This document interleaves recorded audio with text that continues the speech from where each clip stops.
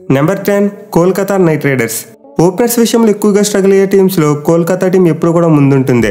ఎందుకంటే వాళ్ళు లాస్ట్ 2 సీజన్స్లో చూసుకుంటే సరైన ఓపెనింగ్ పేరును పట్టుకోలేకపోయారు. సో ఈసారి కూడా కేకేఆర్ ఓపెనింగ్ పేరు మీద ఎలాంటి క్లారిటీ లేదు. అసలు ఎవరు ఓపెనింగ్ చేస్తారు, టాప్ ఆర్డర్లు ఎవరు ఆడతారు అనే దాని మీద ఎటువంటి క్లారిటీ లేదు. అయితే లాస్ట్ ఇయర్ పెర్ఫార్మెన్స్ బట్టి ఒక ఓపెనర్గా మనం జేసన్ రాయ్ని ఫిక్స్ చేసుకోవచ్చు. ఎందుకంటే అతనికి గత ఐపీఎల్లో చాలా బాగా రాణించాడు. ఆడింది 8 మ్యాచ్లు అయినా 35 యావరేజ్ అలాగే 150+ స్ట్రైక్ రేట్ని మెయింటైన్ చేశాడు. సో మోస్ట్ లైక్లీ కేకేఆర్ టీంకి ఒక అగ్రెసివ్ ఓపెనర్ కావాలి కాబట్టి వాళ్ళు జేసన్ రాయ్ను ఒక ఓపెనర్గా ఫిక్స్ చేసుకునే ఛాన్స్ ఉంది. అయితే రెండో ఓపెనర్ విషయానికి వస్తే మళ్ళీ చాలా డౌట్స్ ఉన్నాయి. ఎందుకంటే వాళ్ళ దగ్గర చాలా ఓపెనింగ్ ఆప్షన్స్ ఉన్నాయి, like Rahmanullah Gurbaz, KS Bharat and Venkatesh Iyer. But నేనైతే వీళ్ళ ముగ్గురులో కేఎస్ భరత్ను ఓపెనర్గా ఆడిస్తారనుకుంటున్నా. ఎందుకంటే గుర్బాజ్ని ఆడిస్తే ఇద్దరు ఓపెనర్స్ కూడా ఫారెన్ ప్లేయర్స్ అయిపోతారు. పోనీ వెంకటేష్ అయ్యర్ని ఆడిస్తారనుకుంటే లాస్ట్ ఇయర్ అతను 1 డౌన్లో బాగా సక్సెస్ చూశాడు. పైగా అతను డొమెస్టిక్లో చూసుకున్న చాలా వరకు మిడిల్ ఆర్డర్లోనే బ్యాటింగ్ చేస్తున్నాడు. సో నాకు తెలిసి ఈసారి కేకేఆర్ టీం జేసన్ రాయ్ మరియు కేఎస్ భరత్ ఓపెనింగ్ కాంబినేషన్తో వెళ్ళే ఛాన్స్ ఉంది, అట్లీస్ట్ స్టార్టింగ్ మ్యాచెస్లో అయినా సరే. బట్ ఈ కాంబినేషన్ మీద అయితే పెద్దగా అంచనాలు లేవు, చూడాలి మరి ఎలా రాణిస్తారనేది.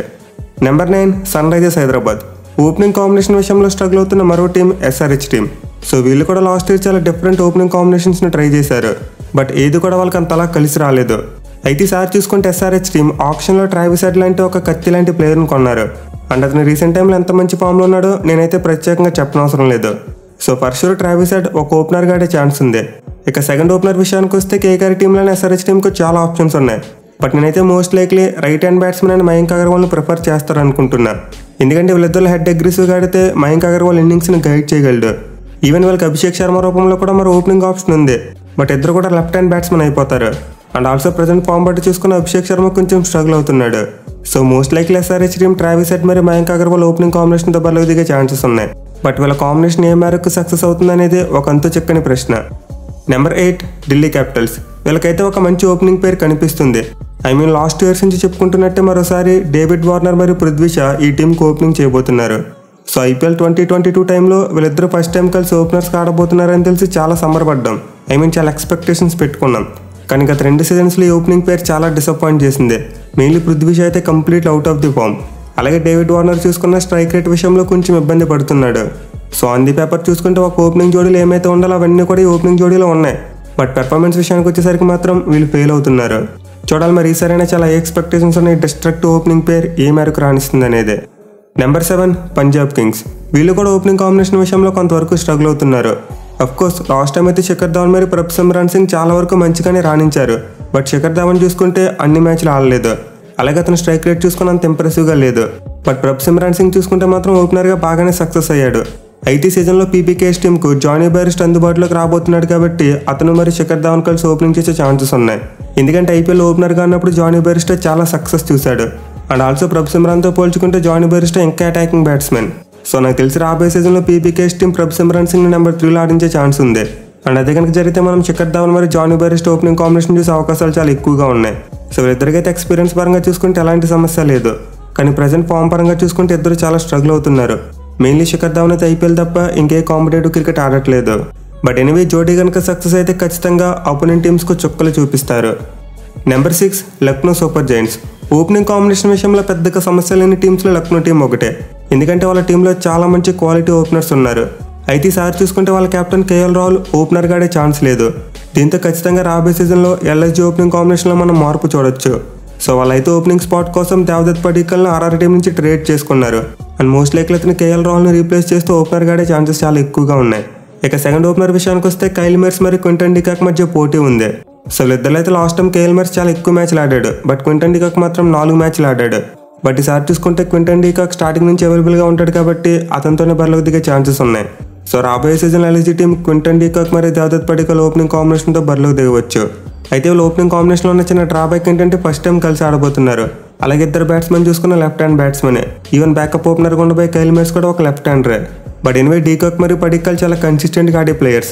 పైగా వాళ్ళకి మిడిల్ ఆర్డర్లో పురాణ్ మరియు స్టాయినిస్ లాంటి పవర్ హిట్టర్స్ ఉన్నారు కాబట్టి ఖచ్చితంగా ఓపెనర్స్ మీద ప్రెజర్ తక్కువగా ఉంటుంది. సో ఈ లెఫ్ట్ హ్యాండెడ్ ఓపెనింగ్ కాంబినేషన్ కనుక సక్సెస్ అయితే మరోసారి ఎల్ఎస్జీ టీంకు ప్లే ఆఫ్ స్పాట్ పక్క అని చెప్పుకోవచ్చు. Number 5 Mumbai Indians. వీళ్ళ ఓపెనింగ్ కాంబినేషన్ గురించి అందరికీ తెలిసిందే. మరోసారి రోహిత్ శర్మ మరియు ఇషాన్ కిషన్ ఓపెనర్స్కి ఆడబోతున్నారు.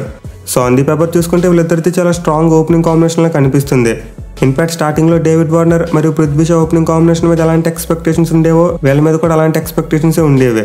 బట్ లాస్ట్ ఇయర్స్లో చూసుకుంటే ఓపెనింగ్ పేరు అనుకున్నంత రేంజ్లో సక్సెస్ కాలేదు.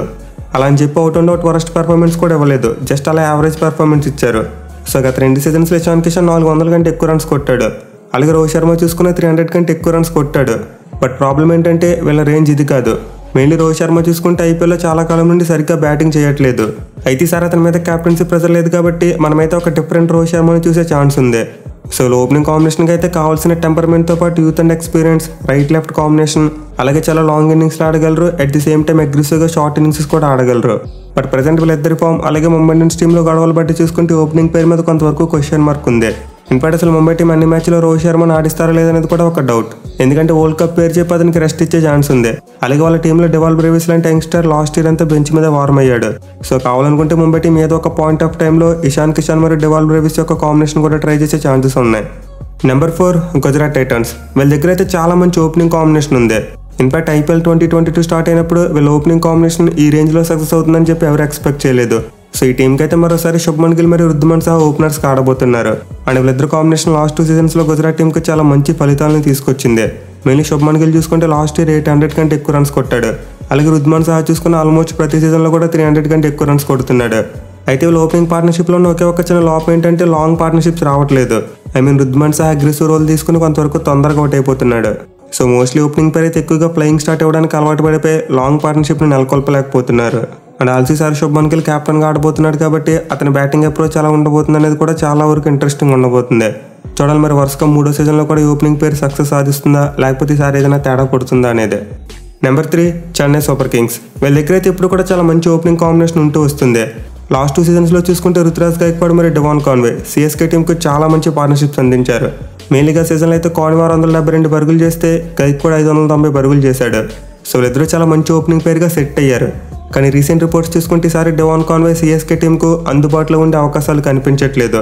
ఇన్ఫాక్ట్ అఫీషియల్ అనౌన్స్మెంట్ రాలేదు కానీ అతనైతే ఆల్మోస్ట్ ఐపీఎల్ నుంచి రూల్ అవుట్ అయిపోయినట్టే.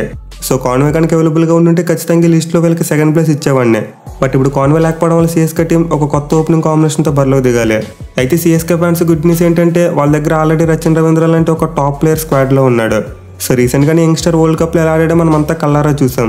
ఇన్ఫాక్ట్ రచిన్ రవీంద్ర అయితే డివాన్ కాన్వేకి లైక్ టు లైక్ రీప్లేస్మెంట్ అని చెప్పుకోవచ్చు. ఇద్దరు న్యూజిలాండర్సే, ఇద్దరు లెఫ్ట్ హ్యాండ్ బ్యాట్స్మెన్ అండ్ ఇద్దరు కూడా స్పిన్ బౌలింగ్ని బాగా ఆడగలరు. సో ప్రీవియస్గా ఐపీఎల్ ఆడిన ఎక్స్పీరియన్స్ లేదు అన్నది ఒకటి పక్కన పెడితే ఈ ఓపెనింగ్ కాంబినేషన్ చాలా బాగా సెట్ అయ్యే ఛాన్స్ ఉంది. ఇన్ఫాక్ట్ ఇద్దరు యంగ్స్టర్స్ పరుగులు సాధించేందుకు చాలా ఆకలి మీద ఉన్నారు. సో మరోసారి అయితే సిఎస్కే టీం చాలా మంచి ఓపెనింగ్ కాంబినేషన్తో బరిలో దిగబోతుంది. Number 2 Rajasthan Royals. ఐపీఎల్ 2024 కోసం one of the deadliest opening combination ఉన్న టీం రాజస్థాన్ రాయల్స్. సో వాళ్ళైతే మరోసారి జాస్ బట్లర్ మరియు యశస్వి జైస్వాల్ కాంబినేషన్లో బరిలో దిగబోతున్నారు. అండ్ ఈ కాంబినేషన్ ఎంత సక్సెస్ఫుల్ నేను ప్రత్యేకంగా చెప్పనవసరం లేదు. Mainly last year Yashasvi Jaiswal చిత్తకొట్టి పాడేశాడు. అలాగే రీసెంట్గా అతను ఫామ్ చూసుకున్న ఓవర్ ది మూన్. ఇన్ఫాక్ట్ నేనైతే ఈ సీజన్లో అతను ఆరెంజ్ క్యాప్ గెలుస్తాడు అనుకుంటున్నా. ఇక బట్లర్ చూసుకున్న గత సీజన్లో కొంచెం అటు ఇటు అయినప్పటికీ అతను కూడా చాలా అంటే చాలా ఎక్స్పీరియన్స్ ఉన్న ప్లేయర్.